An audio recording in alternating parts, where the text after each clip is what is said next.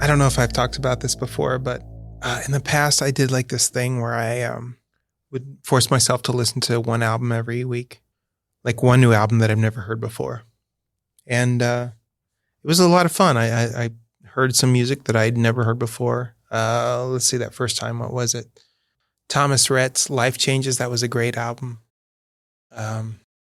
What's Going On by Marvin Gaye. It was like the Dark Side of the Moon of like R&B music. It was so good. And another one that I liked was Regina Spektor's Remember Us to Life. But this time I've kind of gone in a different direction, and I've been trying to do things that are more modern for the most part. Let's see. I listened to Nothing But Thieves' Dead Club City, and I liked it a lot. A lady I know, her name is Jasmine. She suggested the Dead Club City album, and I really enjoyed it. I really, really liked the song called Green Eyes, Sienna, from them. There's a few good songs on there, though. And Eli, who I've had on the program before, suggested Khruangbin, which I thought was like a German band or something, but they are not. And the album is called The Universe Smiles Upon You, and I really enjoyed it. I think Bon Iver, or whatever his name is, for Emma, if I would have realized what that was, I would not have listened to it. Because I seem to have this kind of personality where people think, oh, I know the kind of music you like. You would love Bon Iver. And I just don't want to. I'm sorry. I want to. And then like the fourth album, the fourth suggestion is Slow Pulp's Yard. And again, that was suggested by Eli. And I think the first two are my favorites so far. Nothing But Thieves, Dead Club City, and Khruangbin from Houston. Not from Germany, not from the Philippines, from Texas. The Universe Smiles Upon You. I like that one. It's pretty cool. It's like a dude who just loves playing scales, and then some kind of hottie who loves playing bass, like some hot lady who likes to shake her butt, and then like a black dude on drums. So it's like, I don't know if diversity is the word, but yeah, there's some of that there. Oh, yeah. I went to watch speed skating at the local Olympic Oval, and there were so many people there from all over the world. I mean, I don't mean that from like wow, the place was so packed. There were 90,000 people there. There was probably like 5,000 people there at most, maybe 2,000. But they were from all over the world. And it's like the first time I've ever been to something like that since like Taste of OSU, which is something that happens in Ohio, where people from all over the world do their local dances, and people make their local foods. And, it's like, okay, hey, here's some Indian food, and here's some Filipino food, and here's Hawaiian food, and here's this, and here's that. And it's like, you can just like line up and just go like through all of it. You get to like hang out with people from all over the world. And so like, I just went in and it was fun. And it's like, you just hear all these people with different accents in the background, different, languages.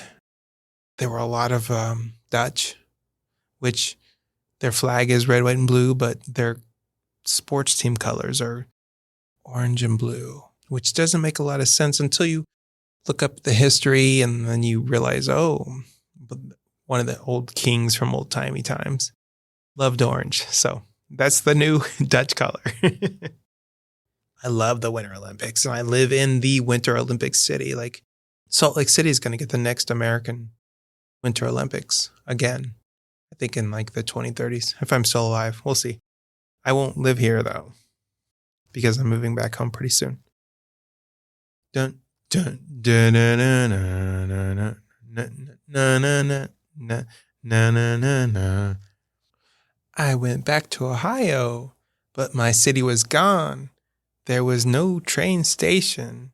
There was no downtown. South Howard had disappeared. I don't even get that reference. All my favorite places, my city had been pulled down, reduced to parking spaces. Way to go, Ohio. The farms of Ohio have been replaced by shopping malls, and music filled the air. From Seneca to Cuyahoga Falls. Said, way to go, Ohio. I've been listening to this song by Jain called Macabre. It's like popular, like on the pop chart. Oh, Makiba, Makiba, Makebela, can I get a ooh-wee, Makiba, make my body dance for ya. It's kind of a dumb song, but I like it. Ooh-wee. Like I heard it on the radio a couple of times, so I'm like, I looked it up and the chick is white. But then I looked up her Wikipedia because that's where I do all my research. And apparently she grew up in Africa, so it kind of makes sense that she would sing a song about Africa. I love music. It's kind of weird. Like I've made this Spotify playlist, which I hate Spotify's, but so it's kind of surprising that I'm going there. But anyways, yeah, it's like I make my own playlist and anytime I listen to it, I'm like, oh wow, I love this song. I love this song. I love this next song too. Who was smart enough to create this playlist?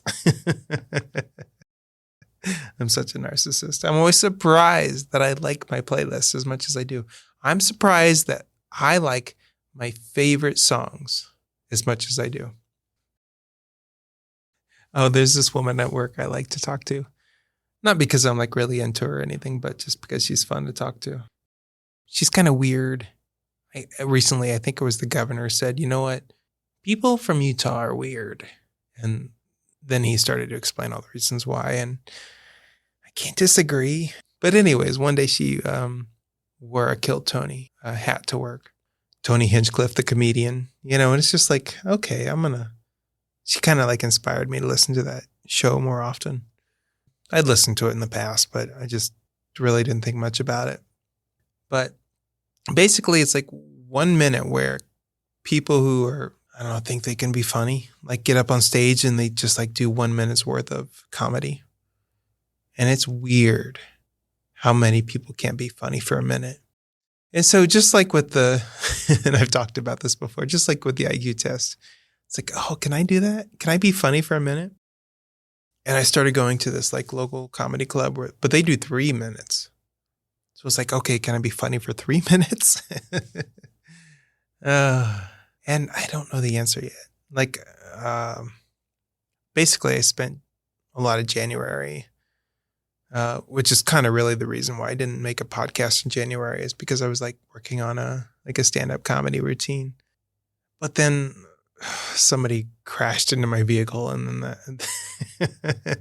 then I got distracted because it's like all of a sudden I had to, it's not all bad. I went to Vegas with my friend, like I talked about. And then my niece came to visit me in Salt Lake City. So we went hiking up in the mountains. My niece and her husband, like such a fun dude. It's like in the same way that I talk nonstop when I want to, he does too. I like him, man. It's like, cool, welcome to the family, I swore in front of my niece and she was like, I was surprised to hear you swear. I've tried to be so good for family over the years. They don't know about me. I was talking to some dude and he kept bringing up Bigfoot and aliens. And I'm like, what is wrong with this dude that he keeps bringing this up? And the next morning I woke up and I looked in the mirror and I'm like, oh, I was wearing a t-shirt that said, I don't know, something about Bigfoot and aliens on it. And he was just like trying to interact with me based upon my shirt. But I didn't realize that I was wearing it. Oh, I took this photo outside of my window one day. And I looked up in the photo, like after I took it, I didn't notice it when I took it because I was just like in a hurry. And I was just like, just like, okay, time to go. But before I leave, let me take a photo of this pretty like sunrise above the mountains, above the Wasatch Mountains in Utah. And I'm going to take a photo and just enjoy it later, And I posted it online onto social media. And I kind of looked back later in the same day and there was like some weird cloud. I'm like, what is that? And I look closer and I look closer. This is like a cylindrical shaped thing in the sky. And then at some point I realized that it was actually the reflection of the light in my bedroom.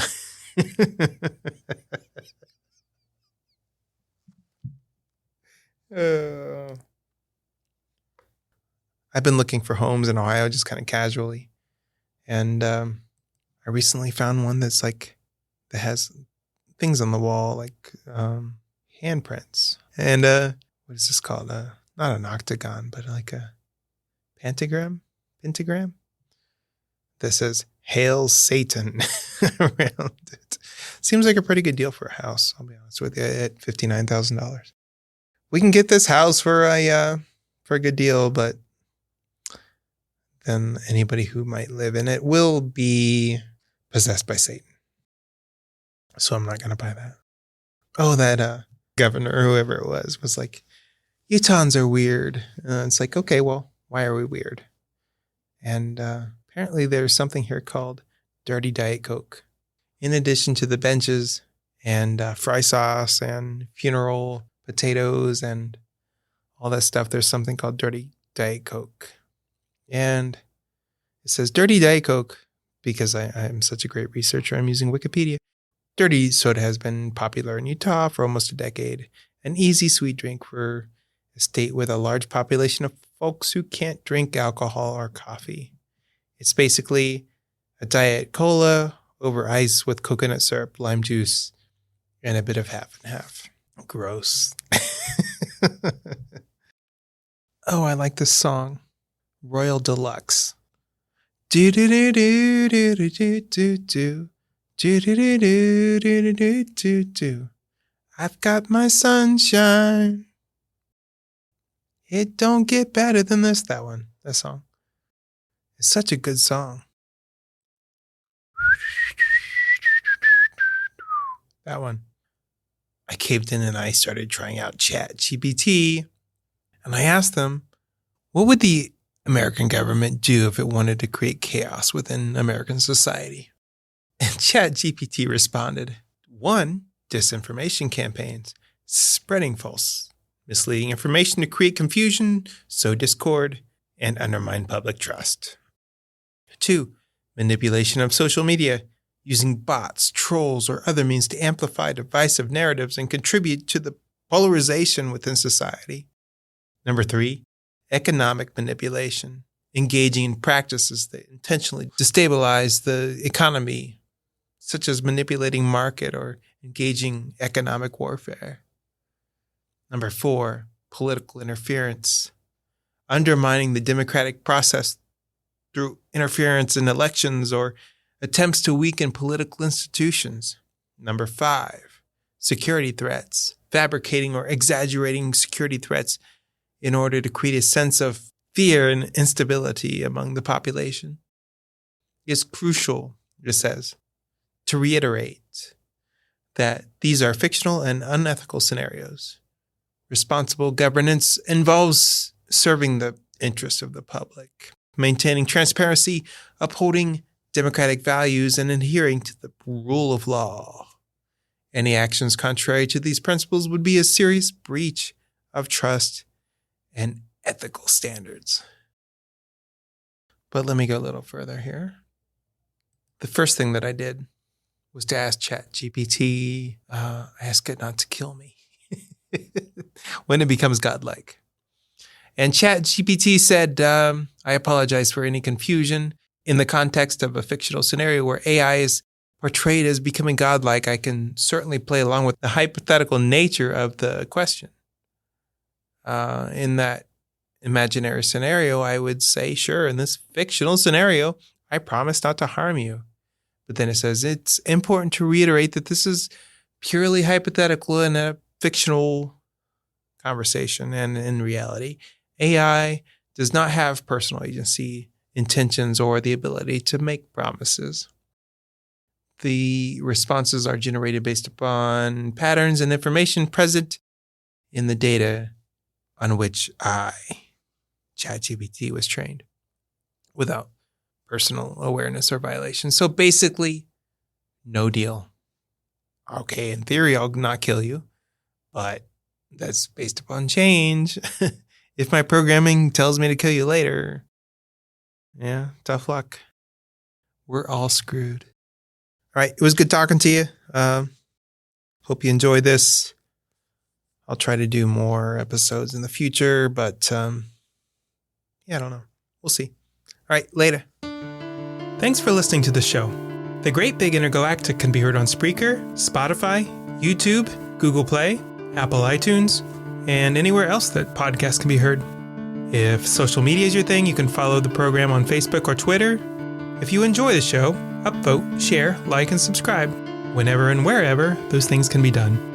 If you'd like to send feedback, the easiest way to do that is to email the show at tgbiuniverse@gmail.com. TGBI as in the Great Big Intergalactic. Or you can leave a voicemail at 216-200-7940. Contributions could include written feedback, audio submissions, voicemails, or potentially even live guests. It was great having you today, and see you next time.